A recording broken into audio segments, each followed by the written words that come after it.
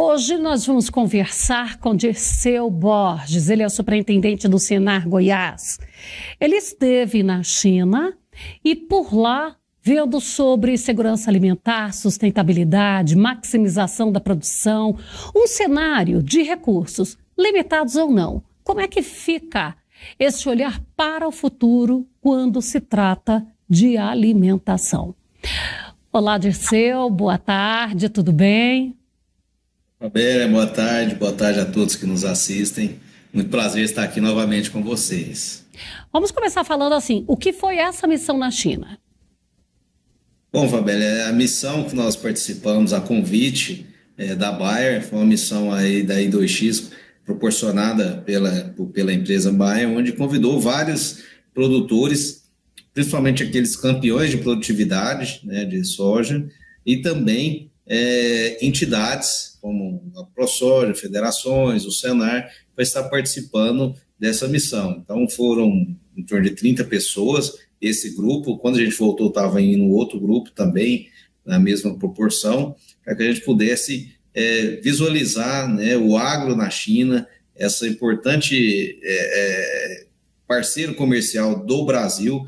A gente sabe que a China hoje é um principal mercado para as nossas exportações do agro brasileiro, né? Responde aí por em torno aí, de quase 36%, ou seja, 166 bilhões de dólares. Então a gente tem que ter uma atenção a esse país, a China, que tem aí hoje perdido mercado somente para os Estados Unidos, é uma das maiores potências do mundo, cresceu muito.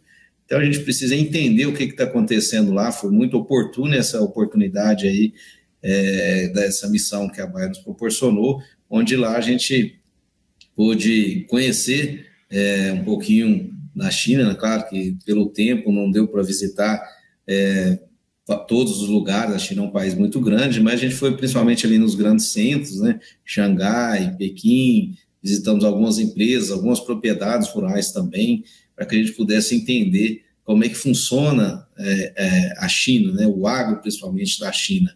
Então foi muito, muito importante para nós, enquanto produtores, profissionais, e também, né, para que a gente pudesse visualizar algo interessante para poder trazer aqui para o nosso estado de Goiás, para o Senar, para poder compartilhar aqui com os nossos produtores rurais também. E quando há esse olhar de China, porque a gente costuma falar assim, que o algodão, o setor algodoeiro do Brasil, ele foi muito inteligente, porque para buscar a qualidade e elevar o seu padrão, ele foi no seu cliente ver o que ele queria, para ele se adequar àquilo e vender com preço agregado.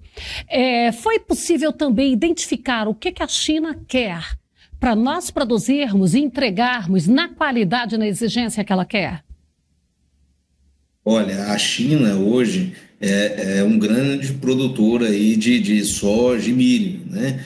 Mas ela ainda depende fortemente dessas importações para suprir a demanda interna que eles precisam ali, principalmente de soja, para alimentar ali as criações, né, suíno e aves, que eles têm bastante. Então o governo chinês tem implementado políticas ali para aumentar essa autossuficiência de soja, incentivando aí cultivos locais, investindo em tecnologia agrícola, mas eles não conseguem ainda, né, ser autossuficientes na soja. Já no milho, eles estão partindo muito aí para investimentos e aí, quem sabe, um futuro próximo ser autossuficiente na produção de milho. Então o Brasil precisa ficar atento a essas questões, porque, queira quer não, hoje, como eu disse lá no início, a China é um principal mercado de exportação do agro brasileiro, correspondendo aí a 36% das nossas exportações do agro. Só em soja representou quase 90%, se eu não me engano, foi 86%. Então a gente tem que estar atento ao que está acontecendo lá, para que a gente possa nos preparar aqui, como você falou. O produtor de algodão hoje, né, tem uma cadeia muito bem organizada, certificada, consegue agregar valor, porque ele foi entender esse mercado lá fora e se organizou internamente aqui para poder atender, né? Então a gente precisa estar atento ao que está acontecendo. A China é muito grande, muito populosa, só que o chinês, eu aprendi lá, o pessoal fala, o chinês ele passa 10 anos planejando, mas em um ano ele executa.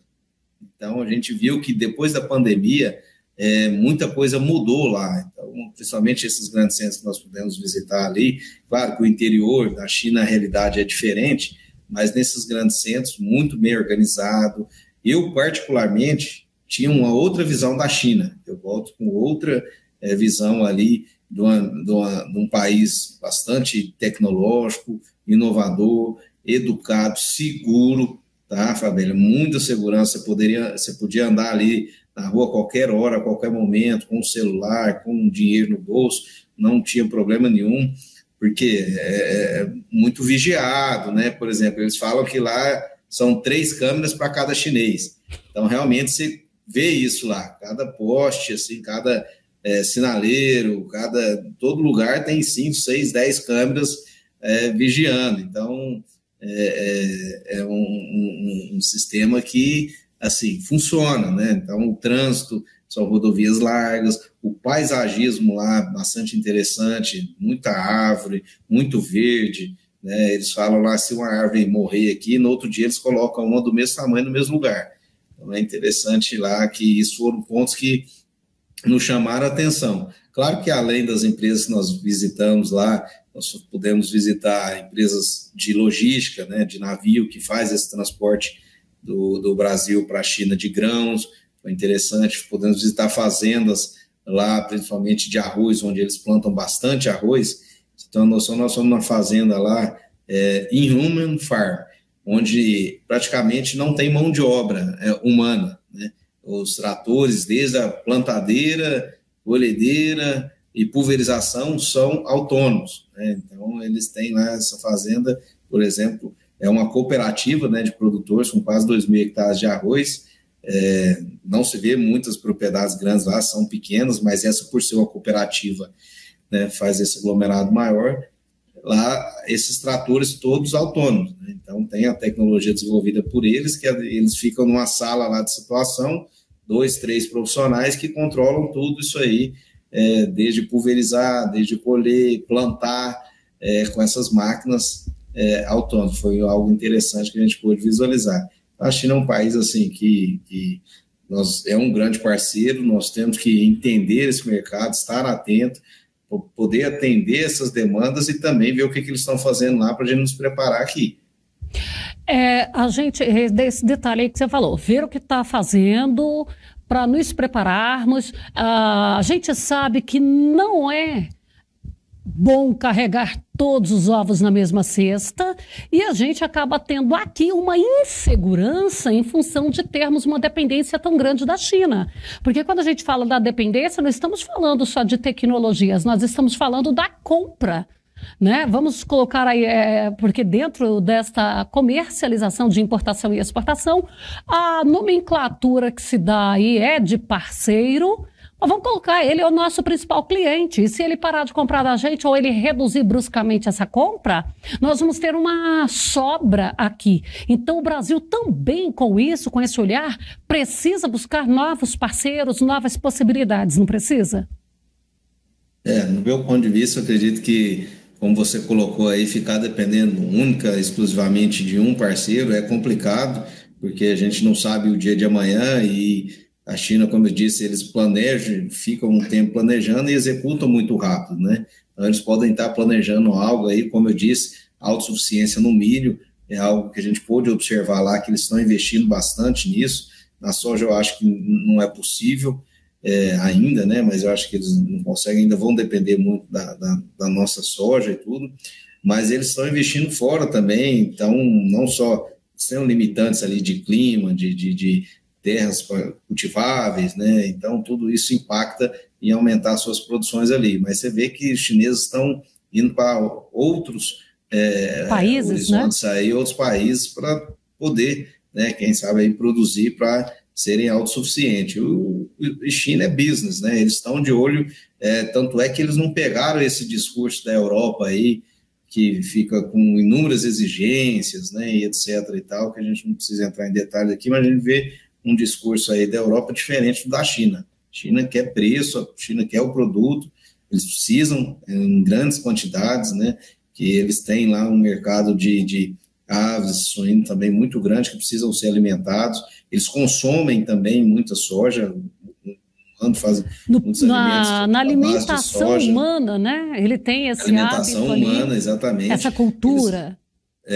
Como No tofu, Oriente já tem essa cultura maior, né? tofu, molho de soja, então são alguns produtos tradicionais lá que eles utilizam bastante a soja como matéria-prima e além, claro, do consumo de animais lá para a alimentação desses animais. Então, isso que é interessante, assim, a gente estar atento a essas mudanças e a gente tentar diversificar. Nós temos países como não só a União Europeia, claro que é importante a União Europeia, mas nós precisamos sentar e discutir, né? A gente teve lá na China a oportunidade de conversar, né, com a Dida Agrícola, um representante do estado do Mato Grosso que está lá, né, e mostrando esses produtos do Brasil, tem o escritório da CNA, enfim, mas a gente precisa de ter mais pessoas como a gente conversou com essa pessoa do estado do Mato Grosso lá, que faz esse network lá com as empresas, com produtos brasileiros para que possam ser comercializados lá, para a gente ofertar e mostrar o quanto nossos produtos são bons e o quanto o produtor aqui do nosso país, do Brasil, respeita o meio ambiente, né? Diferente do discurso da Europa.